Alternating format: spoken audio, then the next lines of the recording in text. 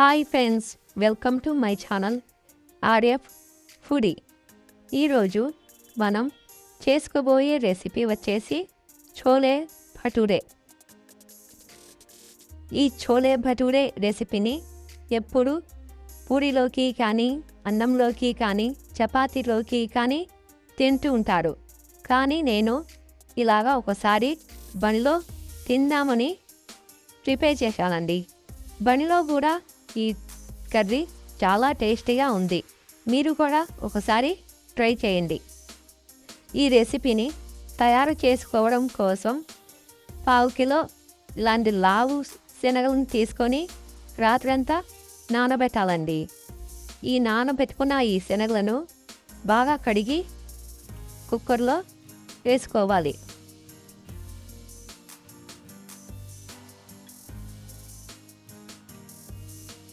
ఈ శనగలను ఉడికించుకోవడానికి తగినన్ని నీళ్లు వేసుకొని కుక్కర్ మూత పెట్టుకొని స్టవ్ ఆన్ చేసి స్టవ్ మీద 3 లేదా 4 విజిల్స్ వచ్చేంత వరకు కుక్ చేసుకోవాలండి. ఇప్పుడు కుక్కర్ దించేసి విజిల్లోని గ్యాస్ అంతా పోయేంత వరకు గ్యాస్ తీసేయాలి. ఇప్పుడు మూత ఓపెన్ చేసి చూద్దాం. చూడండి, ఈ శనగలు మెత్తగా ఉడికినాయి. ఇలా మెత్తగా ఉడికించుకోవాలి. స్టవ్ ఆన్ చేసుకొని స్టవ్ మీద ప్యాన్ పెట్టుకొని ప్యాన్లో ఒక 3 స్పూన్ల ఆయిల్ వేసుకోవాలి. ఈ ఆయిల్ కొంచెం వేడయ్యాక 3 ఆనియన్ పీసెస్లను వేసుకొని 1 నిమిషం పాటు వేయించుకోవాలి. ఈ ఆనియన్స్ ఎర్రగా కావాల్సిన అవసరం లేదండి, కొంచెం కచ్చాపచ్చగానే వేయించుకోవాలి.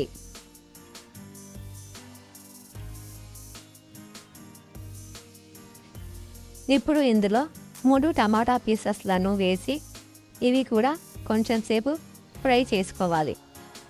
4 పచ్చిమిరపకాయలను వేసి ఈ మూడింటిని ఒక 2 నిమిషాల పాటు బాగా వేయించుకోవాలండి.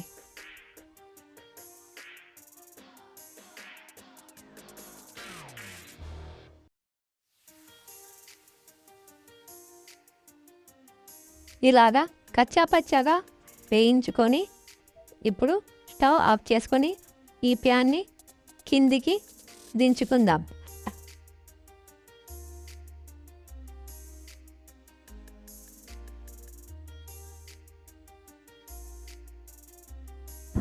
ఈ ఆనియన్స్ బాగా చల్లగా అయ్యాక వీటిని మిక్సీ జారులో వేసుకొని కొంచెం కొంచెం తిప్పుకుంటూ మెత్తగా గ్రైండ్ చేసుకోవాలండి. చూడండి, ఇలాగా మెత్తగా పేస్ట్ లాగా గ్రైండ్ చేసుకోవాలి. ఇప్పుడు స్టవ్ ఆన్ చేసుకొని అదే ప్యాన్లో 4-5 స్పూన్ల ఆయిల్ వేసుకోవాలండి.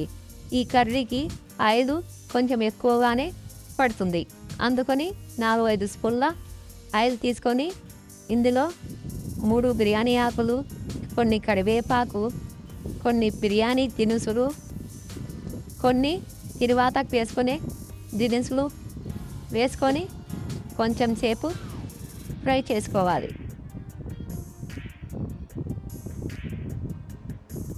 ఇప్పుడు ఇందులో 1 tablespoon ginger garlic paste వేసుకొని ఇందులోని పచ్చివాసన పోయేంత వరకు వేయించుకోవాలి.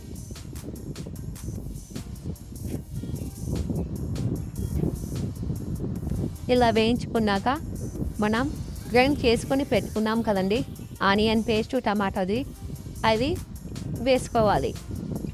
వేసుకొని ఇదంతా ఆయిల్లో కలిసేటట్టుగా బాగా ఒకసారి కలుపుకోవాలి.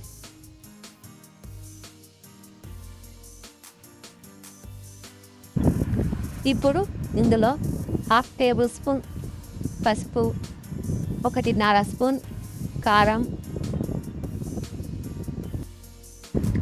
1 స్పూన్ ధనియా powder, 1/2 tablespoon garam masala, 1 spoon dry coconut powder వేసుకొని ఇదంతా ఒకసారి బాగా కలుపుకుందాం.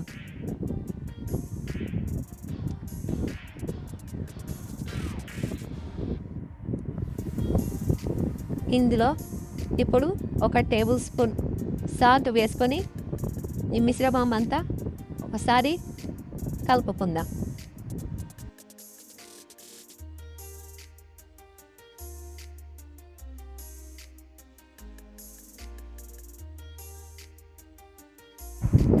ఈ మసాలాలన్నీ పేస్టుకు బాగా పట్టుకునే విధంగా కొంచెం సేపు మూత పెట్టేసి 1-2 నిమిషాల పాటు బాగా కుక్ చేసుకుందామండి.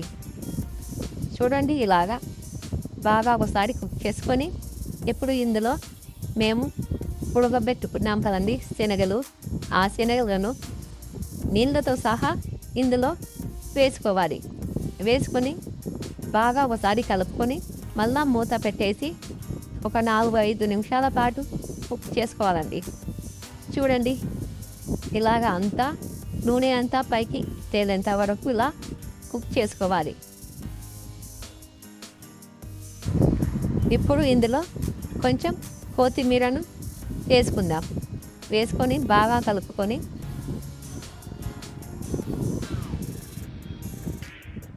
మళ్ళా ఒకసారి